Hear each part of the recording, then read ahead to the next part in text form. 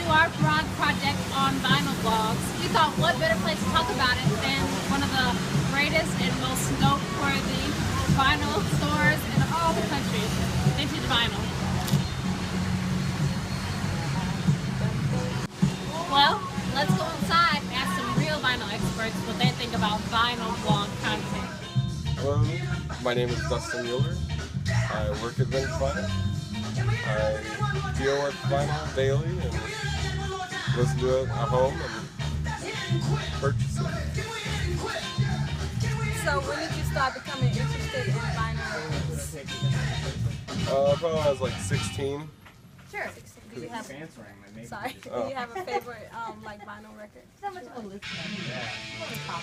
I mean, it really would just depend on what mood I'm in that week or that day.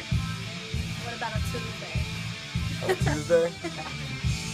If that Tuesday were rainy, probably like some Charles Mingus. If it was sunny, I mean, you never know. It could be some dance record, some rock record. Just for me, it just changes every day. Do you read blogs?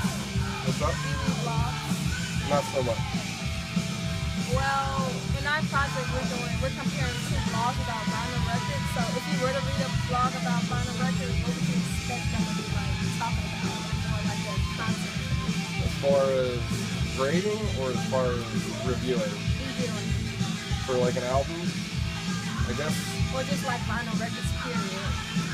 I guess, I mean, if they were going to talk about vinyl records, I imagine they would probably say something about how, you know, the sound is less effective because of it being analog and digital, you know, it's breaking it down into binary numbers and then reconnecting it. As far as, like, you know, different grades of it, what's going to provide you with more low end or bottom, kind of better mids, and even just the speed at which they play, whether it be 33 or 45, if that's full length in that manner.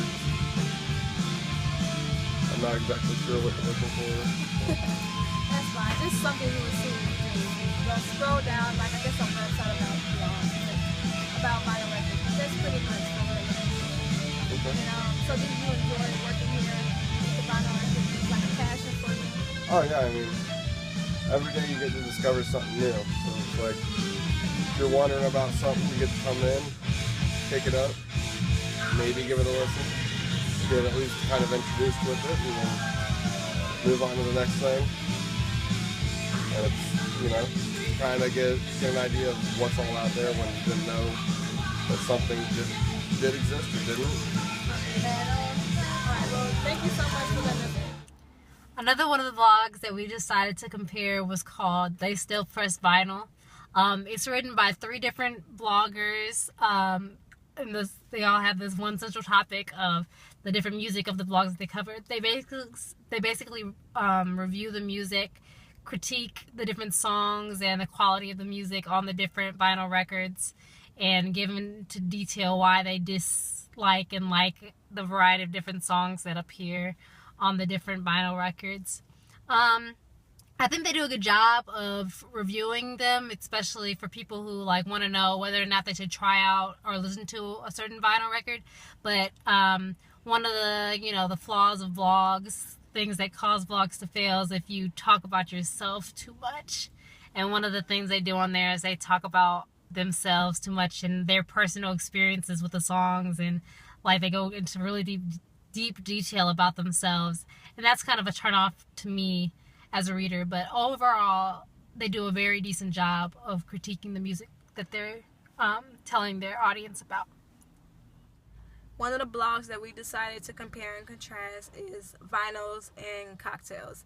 In this blog, they have like a certain type of page when they talk about what vinyl records would go good with a certain type of cocktail. I feel like this is really interesting for someone who just likes to stay at home and relax instead of doing the usual watching movies. They would rather like listen to a good vinyl record and have something nice to drink with it.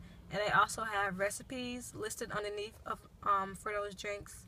Another thing that the blog talks about in their content is they tell you what you can play the vinyl records on. Like they give you a list of different record players and their prices and where to find them at. So this is very useful for someone who's like a beginner and new to using vinyl records. And overall, the blog had a very decent content. I really like the idea of comparing drinks and vinyl records together, so it was a decent blog.